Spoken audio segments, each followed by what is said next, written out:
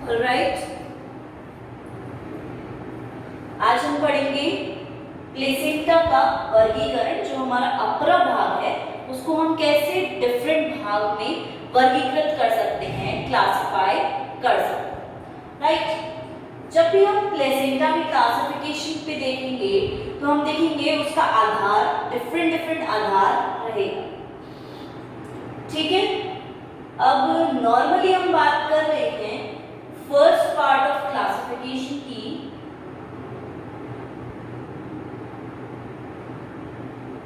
On the basis of implantation,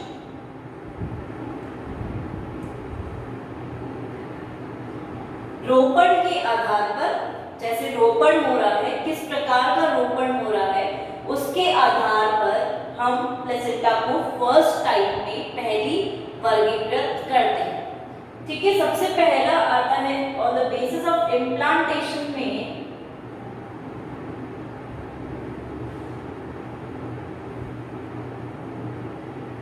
superficial placenta. ठीक है,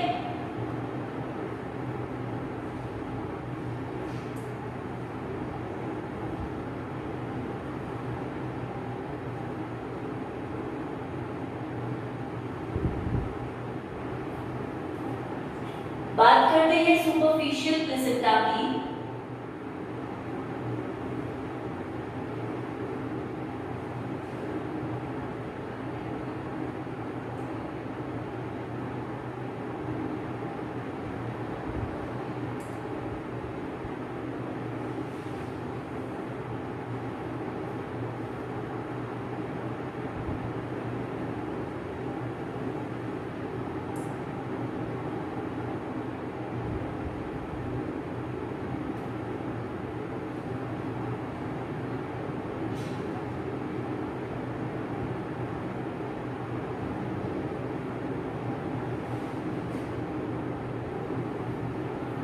ठीक है, सुपरफिशियल का मतलब हुआ कि सिर्फ सतह से ही ये जुड़ा हुआ है, और इसी को दूसरा नाम हम देते हैं सेंट्रल प्लेसेंटा, केंद्रीय अपरा। यानी कि ये बिल्कुल कहाँ उपस्थित है, केंद्र में, सेंटर में उपस्थित है। दूसरी बात, इसे हम सुपरफिशियल भी बोल रहे हैं, इसका मतलब ये है कि ये सतह से ही जुड़ा हुआ। ठीक है, ज्यादा अंदर की तरफ ये धंसा हुआ नहीं है।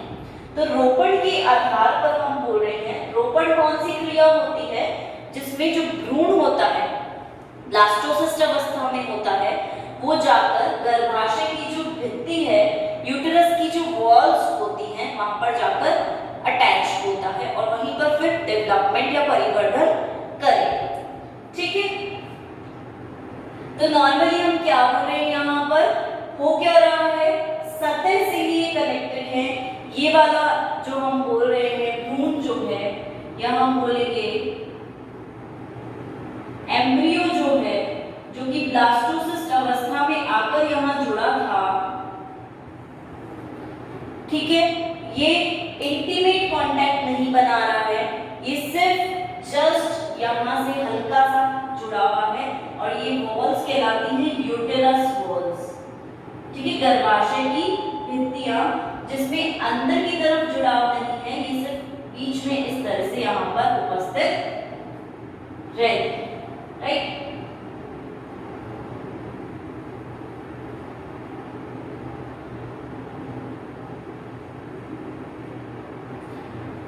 ठीक है, तो इस तरह के प्लेसेंटा को हम नाम देते हैं सुपरफिशियल प्लेसेंटा। एग्जाम्पल देखते हैं हम, मांसाहारी जीव जो कार्निवोरस होते हैं उनके अंदर इस प्रकार का प्लेसेंटा देखने को मिलता है, और मंकीज भी इनका बेस्ट एग्जाम्पल है।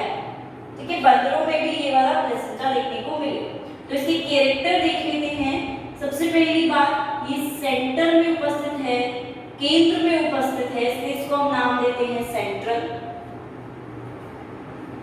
जो हमारा एम्ब्रियो है वो सुपरफिशियली जुड़ा हुआ है, सुपरफिशियली अटैच्ड है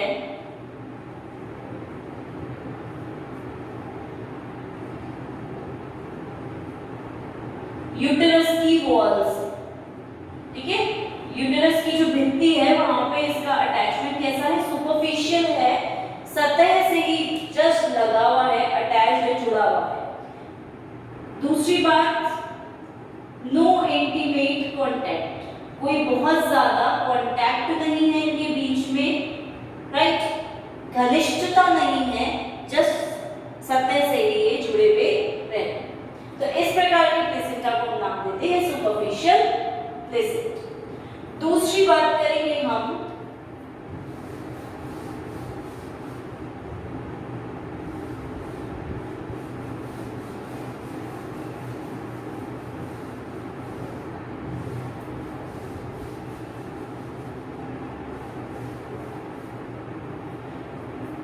दूसरे प्लेसेंटा का नाम आता है एक्सेंट्रिक प्लेसेंटा।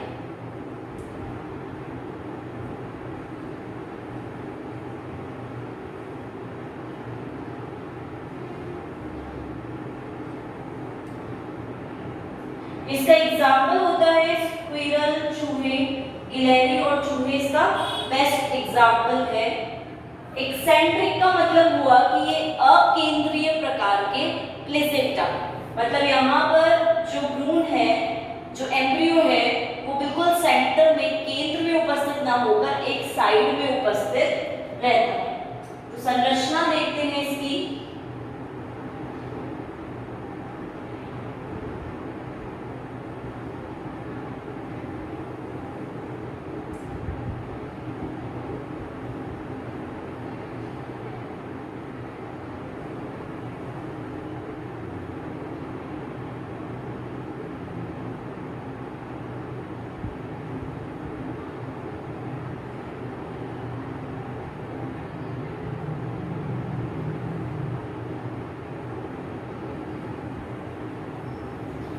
ठीक है, कुछ इस प्रकार की संरचना है जिसमें हम बोल रहे हैं कि एक्सेंट्रिक जगह पर प्लेसेंटा का निर्माण होता है।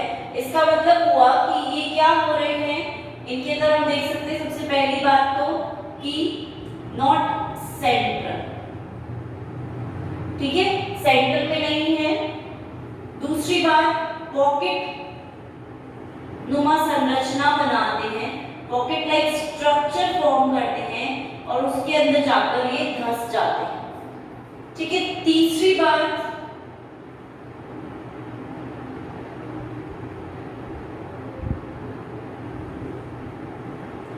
ये पॉकेट कहाँ बनती है, यूटेरस वॉल के एक साइड में,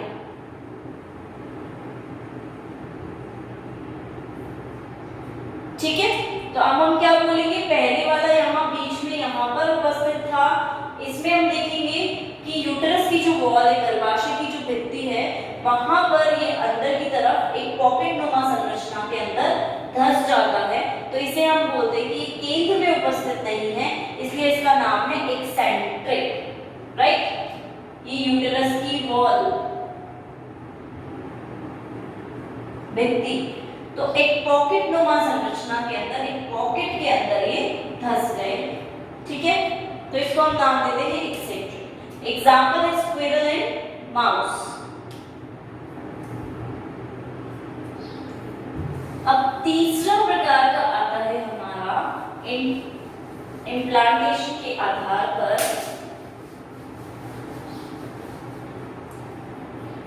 थर्ड प्रकार का इंटरस्टिशियल प्लेसेंटा, ठीक है। ये हमें ह्यूमंस में देखने को मिलता है, इंटरस्टिशियल प्लेसेंटा। इसको हम अंतराली प्लेसेंटा भी कहते हैं, ठीक है। अंतराली प्रकार का प्लेसेंटा है, इसे इस तरह से बोला जाता है। एग्जाम्पल देख लेते हैं।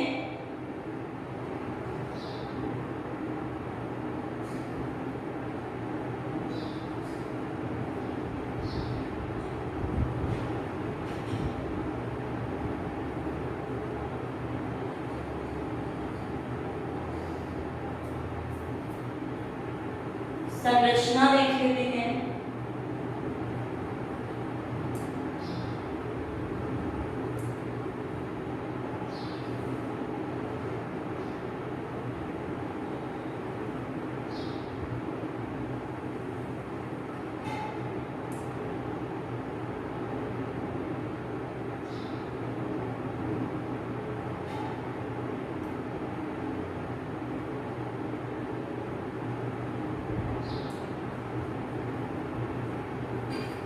ठीक है।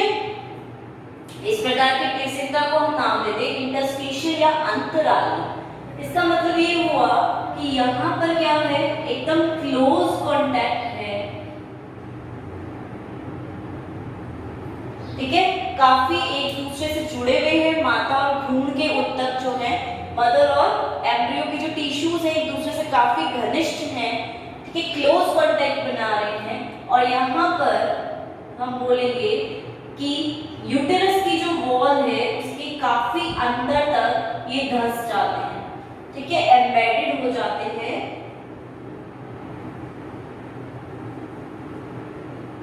ब्लास्टोसिस्ट अवस्था में, ठीक है, तो बहुत इंटीमेट क्लोज कांटेक्ट बनाते हैं। तो इस प्रकार के प्लेसेंटा को हम नाम देते हैं इंटरस्टिशियल या अंतराली। नाम से पता चल रहा है अंतराली मतलब काफी अंदर तक वो धंस जाएगा।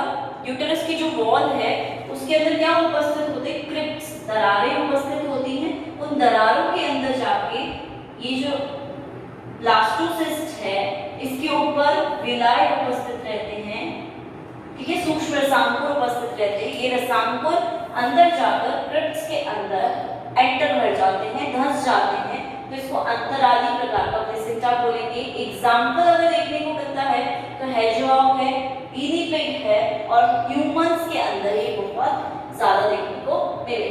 तो इस प्रकार से रोपण के आधार पर 3 प्रकार के प्लेसेंटा हुए। एक सतह पर इम्प्लांटेशन कर रहे हैं तो सुपरफिशियल, एक साइड में इम्प्लांटेशन कर रहे हैं, रोपण कर रहे हैं तो उसे हम बोलेंगे अकेंद्रीय यानी कि एक्सेंट्रिक, और इसे हम बोलेंगे इंटरस्टिशियल या अंतराली जो बहुत इंटीमेट क्लोज कांटेक्ट बना, ठीक है।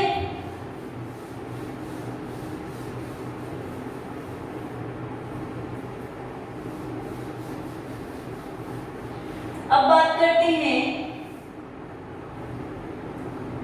सेकंड क्लासिफिकेशन का, जो कि होगा किस आधार पर,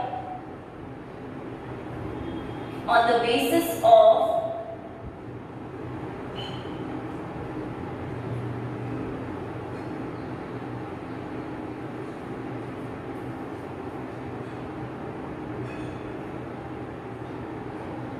इंटीमेसी के आधार पर, दोनों के बीच में कितनी इंटीमेसी है उस आधार पर ये होगा।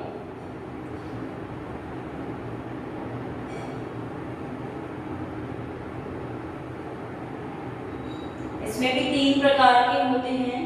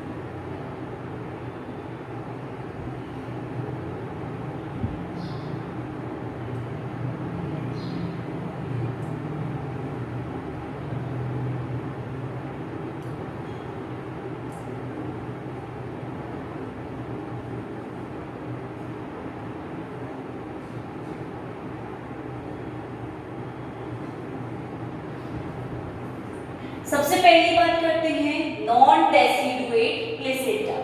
इनको हम क्या कहते हैं, अपाती प्रकार के प्लेसेंटा। अब इनका आधार क्या है, इंटीमेसी, कि ये एक दूसरे से कितना क्लोज कांटेक्ट बना रहे हैं, उसके आधार पर इनको हमने डिवाइड किया है, विभेदित किया, ठीक। तो नॉन डेसिडुएट को हम अपाती बोल रहे हैं। तो इसके अंदर कांटेक्ट कैसा होगा, काफी सुपरफिशियल प्रकार का कांटेक्ट, जिसका मतलब क्या हुआ कि प्लेसेंटा किस प्रकार का होगा, जो रोपण हुआ है यहाँ पर सतह प्रकार का होगा, बिल्कुल बीच में भ्रूण उपस्थित रहे। ब्लास्टोसिस्ट ने जब रोपण किया तो वो बिल्कुल बीच में है, ज्यादा कांटेक्ट नहीं बना रहा है। तो इसके कारण क्या होगा, जब भी पार्चुरेशन की क्रिया हो, हम बोलते हैं जब भी बर्थ होगा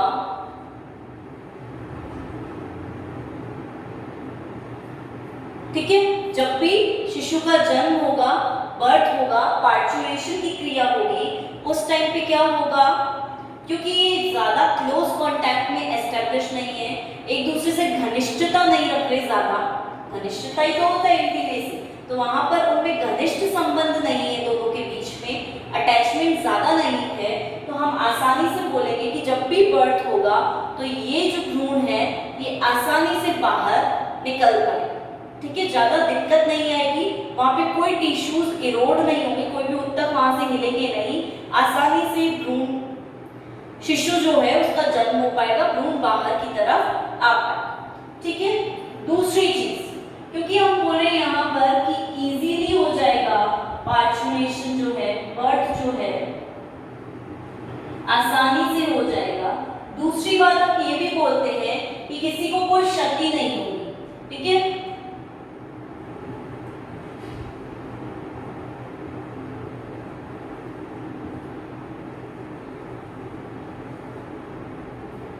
ठीक है, न ही माता के ऊतकों को कोई क्षति होगी और न ही भ्रूण के ऊतकों को कोई क्षति होगी, वहां पर कोई भी भाग क्षतिग्रस्त नहीं होगा, क्योंकि कांटेक्ट कैसा नहीं था, क्लोज नहीं था। अगर क्लोज कांटेक्ट होगा तो बाहर आने पे उसे किसी भी टिश्यू को तब को क्षति हो सकती है, लॉस हो सकता है किसी भी टिश्यू का, लेकिन क्योंकि ये एक दूसरे से बस सतह के द्वारा ही जुड़े हुए हैं तो ये आसानी से बाहर आ जाते हैं, और इस टाइम पे ब्लड लॉस भी बिल्कुल नहीं होता।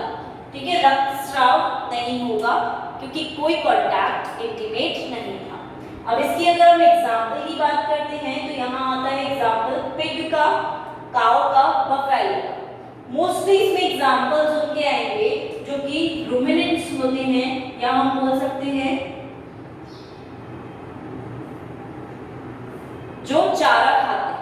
ठीक है, हर्बीवोर्स होते हैं, चारा खाते हैं, उन ऑर्गेनिजम्स के एग्जांपल में आते हैं अपाती प्रकार के प्लेसेंटा, जिसमें कोई ब्लड का, रक्त का स्राव नहीं होगा, आसानी से पार्चुरेशन की क्रिया हो जाएगी, शिशु का जन्म आसानी से हो पाएगा, कोई क्षतिग्रस्त पार्ट वहां पर नहीं देखा जाएगा। दूसरी बात करते हैं हम डेसिडुएट प्रकार की प्लेसेंटा की। इसके अंदर हम देखते हैं कि कांटेक्ट कैसा है, काफी क्लोज है। ठीक है, इसे हम बोलते हैं इंटरस्टिशियल, अंतराली प्रकार का प्लेसेंटा इसमें उपस्थित रहता है। अब जब हम बोल रहे हैं कि इनमें काफी ज्यादा घनिष्ठता देखने को मिलेगी डेसिडुएट में, इन्हें हम पाती प्रकार का प्लेसेंटा बोलते हैं। ठीक है, इन्हें हमने अपाती बोला, इन्हें पाती प्लेसेंटा। ठीक है, कांटेक्ट क्लोज है, घनिष्ठता ज्यादा है, तो दोनों टिश्यूज जो है माता और भ्रूण के जितने भी ऊतक हैं वो एक दूसरे से जुड़े हुए। ठीक है, मतलब हम बोल रहे हैं मदर और फीटस के जो टिश्यूज हैं वो एक दूसरे से कांटेक्ट कर रहे हैं, काफी इंटीमेट है। ठीक है, हमने पढ़ा था अभी जस्ट थोड़ी देर पहले ही कि काफी घनिष्ठता रखते हैं तो ऊपर की तरफ शिफ्ट हो जाता है, यूट्रस के वॉल के अंदर, भित्ति के अंदर धंस जाता है, एम्बेडेड हो जाता है, तो हम उस आधार पर बोल रहे हैं कि कांटेक्ट काफी क्लोज है। तो जब पार्चुरेशन की क्रिया होगी, शिशु का जन्म होगा, तब क्या होगा, प्लेसेंटा जो है वो हट के बाहर की तरफ है, क्योंकि प्लेसेंटा किससे जुड़ा हुआ है, माता के ऊतकों से, मदर की जो यूटेरस है, गर्भाशय की भित्ति है, उससे जुड़ा हुआ है। तो जब उसे बाहर आना होगा, रिफ्लेक्स एक्शंस होंगे, प्रतिवर्ती क्रियाएं होंगी, तो बाहर आते समय क्या होगा, वो माता के कुछ ऊतकों को भी खींचकर बाहर लाएगा। ठीक है, मदर के जो टिश्यूज होंगे उनको भी वो वहां से उखाड़ कर बाहर की तरफ लेकर आएगा शिशु जन्म के समय, कि प्लेसेंटा उसी के साथ आ रहा है। अब क्योंकि वहां से टिश्यूज हटेंगे तो माता के जो ऊतक है उनको लॉस होगा, और उसी के कारण वहां हम बोल रहे हैं कि ब्लड जो है, रक्तस्राव वहां हमें देखने को मिलेगा। तो यहाँ पर हम बोलेंगे लॉस होगा मदर के टिश्यूज को, माता के ऊतकों को, और इसी के साथ यहाँ पर ब्लड फ्लो देखने को मिलेगा, ब्लड लॉस देखने को मिलेगा, मतलब शिशु जन्म के समय पे ब्लड फ्लो, रक्त का स्राव होगा। क्योंकि काफी घनिष्ठता से वो हटा के ला रहा है, इंटीमेट कांटेक्ट के बाद वो हटा के ला रहा है, तो टिश्यूज ऑटोमेटिक है कि वहां से हटेंगे तो सेल्स डैमेज होंगे, तो वहां से ब्लड भी बाहर आएगा ही आएगा। ब्लड फ्लो दूसरा रीजन ये भी रहता है क्योंकि जब घनिष्ठता स्थापित की जाती है, क्लोज कांटेक्ट स्थापित किया जाता है, जो हम बोलते हैं एलेक्ट्रोकोरियोनिक विलाय हैं, माइक्रोविलाय उपस्थित होते हैं, वो अंदर धंसते हैं क्रिप्ट के अंदर, दरारों के अंदर यूटेरस की, तब भी क्या होता है, कुछ टिश्यू हटते हैं वहां से। ठीक है, हमने बोला था डेसिडुआ नाम देते हैं हम उन सेल्स को जो वहां से हटते हैं, रिमूव होते हैं। तो वो सेल्स के रिमूव होने के कारण भी ब्लड फ्लो होता है। तो दो टाइम पे हो रहा है यहाँ पर रक्तस्राव, दोनों टाइम में इसलिए है क्योंकि वहां पे घनिष्ठता। ठीक है, इसका एग्जांपल हम देते हैं डॉग, ह्यूमंस, कैट भी इनका एग्जांपल हो सकता है। ठीक है, तो इन्हें हम पाती प्रकार के प्लेसेंटा कहते हैं। अब तीसरा प्रकार आता है कॉन्ट्रा डेसिडुएट प्लेसेंटा। इसका मतलब क्या हुआ कि विपरीत पाती। कॉन्ट्रा मतलब विपरीत, डेसिडुएट मतलब पाती प्रकार का प्लेसेंटा। विपरीत पाती का मतलब क्या हुआ कि ये इसी का एडवांस्ड वर्जन, ठीक है, इसी के आगे वाला वर्जन है, नेक्स्ट वाला वर्जन। तो इसके कैरेक्टर्स भी हम देख लेते हैं कि क्या कैरेक्टर्स होते हैं।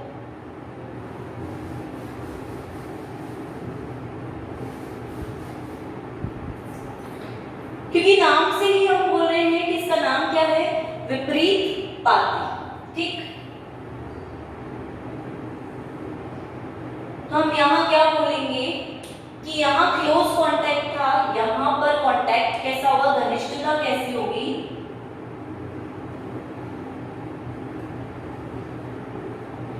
बहुत ज्यादा घनिष्ठता यहाँ देखने को मिलेगी। इससे भी ज्यादा घनिष्ठता यहाँ पर देखने को मिलती है कि कांटेक्ट जो है वो काफी ज्यादा क्लोज है। ठीक है, अब इस आधार पर हम बोलते हैं कि जब पार्चुरेशन की क्रिया होगी, शिशु का जन्म होगा, तो उस समय पे क्या होगा, यहाँ पर जब बाहर की तरफ शिशु आएगा तो ये माता के ऊतकों को तो क्षतिग्रस्त करेगा ही करेगा, इसी के साथ साथ ये जो इसके खुद के ऊतक है, क्योंकि हम बोले काफी बहुत ज्यादा क्लोज है, इससे भी ज्यादा क्लोज है, तो इसमें क्या होगा, शिशु फीटस के जो ऊतक होंगे वो भी क्षतिग्रस्त वहां पर होंगे। ठीक है, तो हम बोल सकते हैं कि काफी ज्यादा क्लोज कांटेक्ट है। ठीक है, घनिष्ठता बहुत ज्यादा है।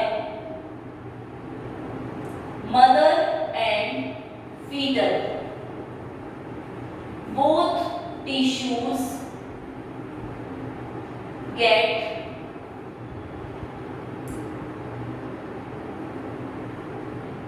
लॉस और डिस्ट्रक्टेड। ठीक है, दोनों ही टिश्यूज का लॉस या डिस्ट्रक्शन हो, क्षति दोनों को पहुंचेगी क्योंकि बहुत ज्यादा ही क्लोज कांटेक्ट। तो इसलिए हम इनको कॉन्ट्रा डेसिडुएट बोलते हैं, विपरीत पाती प्रकार का प्लेसेंटा बोलते हैं। इनका बेस्ट एग्जांपल है टाल्पा और पैरामील्स। ठीक है, इन दोनों में इस प्रकार की चीजें देखने को मिलती है। कई बार क्या होता है कि मदर के अंदर जो ल्यूकोसाइट्स होते हैं, ठीक है, मदर के ब्लड में, माता के ब्लड में ल्यूकोसाइट्स उपस्थित रहते हैं, वो क्या करते हैं, एब्जॉर्ब कर लेते हैं कुछ सेल्स को। ठीक है, कुछ सेल्स को, कुछ कोशिकाओं को ये एब्जॉर्ब कर लेते हैं, अपने अंदर ले लेते हैं। राइट, तो इस प्रकार का प्लेसेंटा कॉन्ट्रा डेसिडुएट विपरीत पाती कहलाता है। तो यहाँ पर तो हम बात कर रहे थे अपाती में कि यहाँ पर कोई लॉस नहीं होगा, न माता के ऊतकों को क्षति होगी, न शिशु के, फीटस के भी ऊतकों को कोई क्षति नहीं होगी। यहाँ पे किसको क्षति होगी, लॉस किसको होगा, मदर के टिश्यूज को, वो उखड़कर बाहर की तरफ आएगी। और यहाँ पर दोनों के ही टिश्यूज को, दोनों ऊतकों को लॉस होगा, दोनों में क्षति देखने को मिलेगी। तो इजी है इंटीमेसी के आधार पर, घनिष्ठता के आधार। अब तीसरी बात करते हैं हम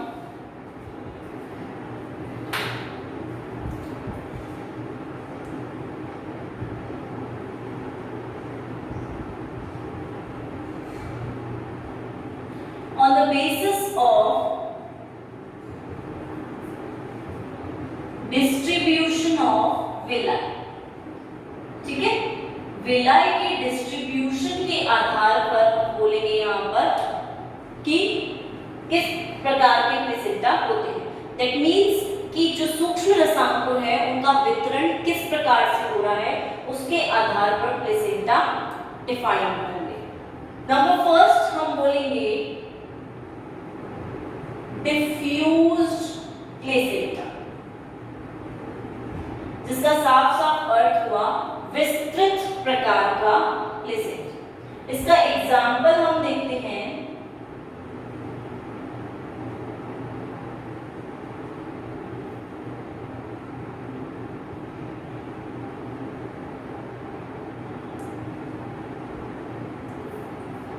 जब इसकी संरचना देखेंगे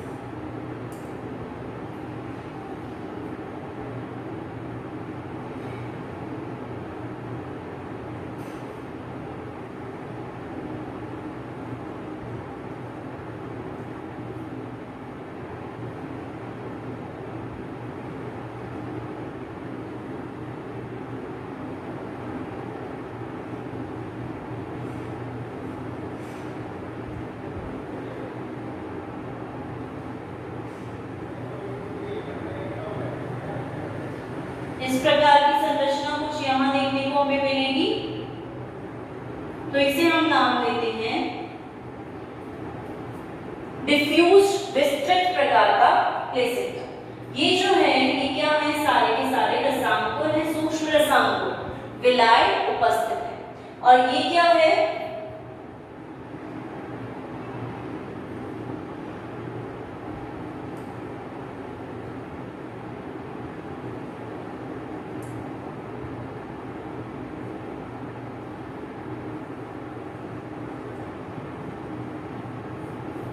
कोरियो एलेंटॉइस मेम्ब्रेन, जो कि कोरियन और एलेंटॉइस से मिलकर बनी है। तो इस कोरियन झिल्ली के ऊपर विलाय जो है वो किस प्रकार से डिस्ट्रीब्यूटेड है, विस्तृत है, ये हम देख रहे हैं यहाँ पर। तो यहाँ पर हम क्या देख रहे हैं, पूरी पे ये विस्तृत है, ठीक है, पूरी पे ये आराम से विस्तृत है, तो इसलिए हम इसको बोलते हैं विस्तृत प्रकार का प्लेसेंटा। कि विलाय पूरी सरफेस पर कोरियोएलेंटॉइक मेम्ब्रेन की पूरी सतह पर विस्तृत प्रकार से उपस्थित है, डिफ्यूज प्रकार से उपस्थित है, कहीं गैप नहीं है, पूरी सरफेस पर डिस्ट्रीब्यूशन, राइट। और इनका एग्जांपल देखने को मिलता है हमें पिग, अंगुलेट्स, लेमूर और हॉर्स में। और अगर हम इसको नॉर्मल सीधी सी संरचना में बनाना चाहें तो इस प्रकार से बना देते हैं कि पूरे में विलाय की उपस्थिति देखने को हमें मिल जाती है आसानी से,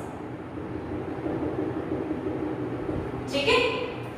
दूसरा प्रकार देखते हैं हम यहाँ पर कॉटिलिडनरी प्रकार, जिसको हम बीजाणु प्रकार भी बोलते हैं, कॉटिलिडनरी प्लेसेंटा। ये देखने को मिलेगा हमें रूमिनेंट्स, एग्जाम्पल है डियर, शीप एक्सेट्रा, ठीक है। अब क्योंकि हम इसे क्या बोल रहे हैं, बीजाणु प्रकार का प्लेसेंटा है, मिलेगा कहाँ, रूमिनेंट्स में। तो जब इसकी संरचना देखते हैं तो संरचना कुछ इस प्रकार से,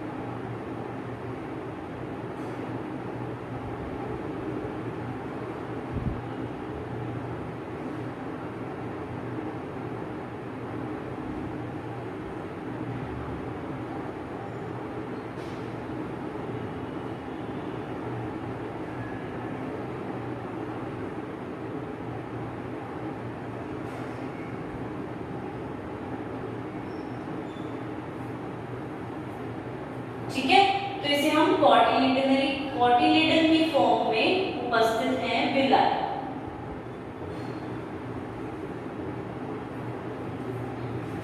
ठीक है, इसलिए हम इसे बीजाणु प्रकार का प्लेसेंटा कहेंगे, क्योंकि यहाँ पर क्या हो रहा है कि जो कोरियोएलेंटॉइक मेम्ब्रेन है, ठीक है, कोरियोएलेंटॉइक जो झिल्ली है उसके ऊपर विलाई का वितरण कैसे है, उनको छोटे छोटे ग्रुप में विलाई जो है वो वितरित है। डिस्ट्रीब्यूशन कैसे है इसका, छोटे छोटे स्मॉल ग्रुप्स में, ठीक है, समूह में इसका वितरण है। पूरे पे जैसे ऊपर उपस्थित था वैसे नहीं है, समूह के रूप में है, छोटे छोटे बीजाणु के रूप में वितरित है, इसलिए हम इसे नाम देते हैं कॉटिलेडनरी प्लेसेंटा।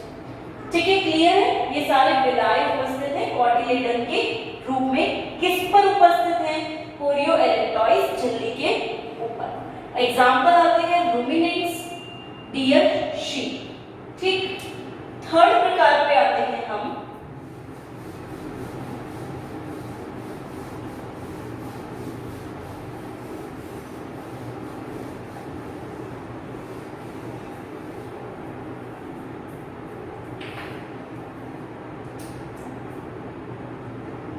ज़ोनरी टाइप। यहाँ पे क्या होगा, जोन के आधार पर विलाई का डिस्ट्रीब्यूशन होगा, वितरण। ठीक है, तो इस तरह से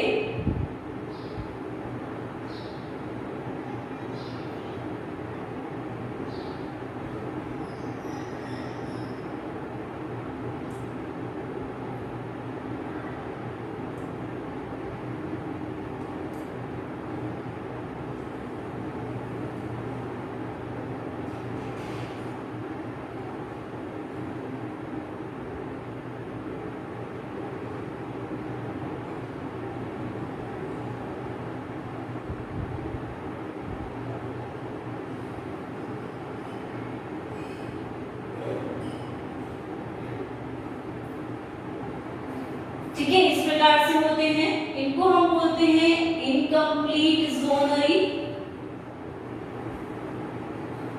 इनको हम बोलते हैं कंप्लीट जोनरी। ठीक है, ये दो प्रकार के हो सकते हैं जोनरी टाइप, इनकम्प्लीट और कंप्लीट। ठीक है, इनकम्प्लीट जोनरी का मतलब क्या हुआ कि जो विलायन है ये तो हम बोलते हैं कि कोरियोएलेंटॉइक मेम्ब्रेन है, ठीक है, या कोरियोनिक मेम्ब्रेन है। इस मेम्ब्रेन पर विलाय जो है वो कहाँ उपस्थित है, बिल्कुल सेंटर में। दोनों में अगर हम बात करेंगे तो बिल्कुल बीच में विलाय उपस्थित है। लेकिन इनकम्प्लीट में हम बोल रहे हैं बेल्ट लूमी संरचना जो है, बेल्ट लाइक स्ट्रक्चर में विलाय उपस्थित हैं और ये पूरा कवर नहीं कर रहे हैं, गैप बीच में अवेलेबल है। ठीक, वहीं कंप्लीट में क्या है, फुल बेल्ट लाइक स्ट्रक्चर में उपस्थित हैं, बीच में कोई गैप नहीं है, नो गैप। ठीक है, इसका मतलब हुआ कि हम क्या बोल रहे हैं, एक रिंग की तरह, एक वलय के रूप में यहाँ पर विलाय उपस्थित है। यहाँ पर बीच में गैप आ गया इसलिए हमने इसे इनकम्प्लीट अपूर्ण जोन बोल दिया। और यहाँ पर कोई गैप नहीं है, चारों तरफ से पूरी तरह विलाय उपस्थित रहेंगे, तो इसको हम कंप्लीट या पूर्ण जोनरी टाइप को बोलते हैं। यहाँ पूरी रिंग है, यहाँ पर हाफ रिंग है, बीच में गैप आ जाता है विलाय के बीच में, तो ये विलाय की उपस्थिति इस प्रकार से जोनरी टाइप में होती है। जब हम इसका एग्जाम्पल देखते हैं तो इसका एग्जाम्पल होता है कैट एंड डॉग। ये हमें जोनरी में इस प्रकार के प्लेसेंटा कैट और डॉग में देखने को आसानी से मिल जाएगी। दूसरी हम बात करेंगे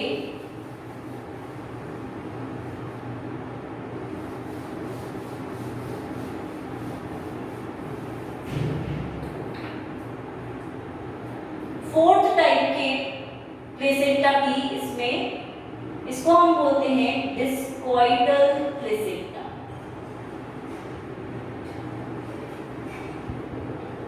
इस डिस्कॉइडल प्लेसेंटा को भी हम दो भागों में विभक्त करते हैं।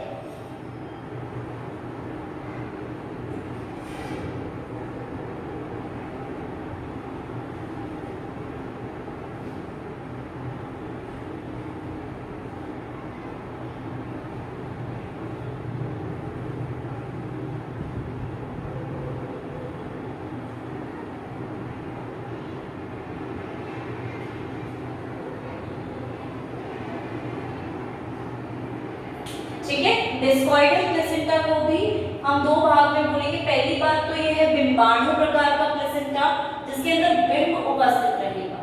तो जब इसकी संरचना देखेंगे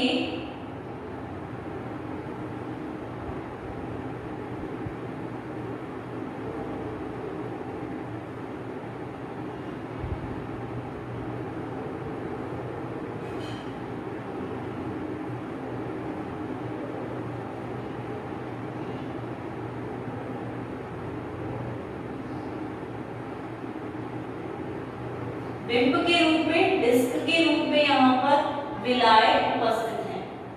ठीक है, तो इसको हम बोलते हैं मोनो डिस्कॉइडल।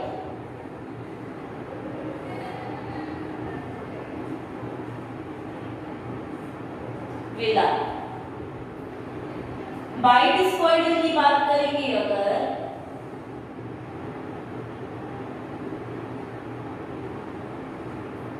तो उसकी उपस्थिति कुछ इस प्रकार से देखने को मिलेगी।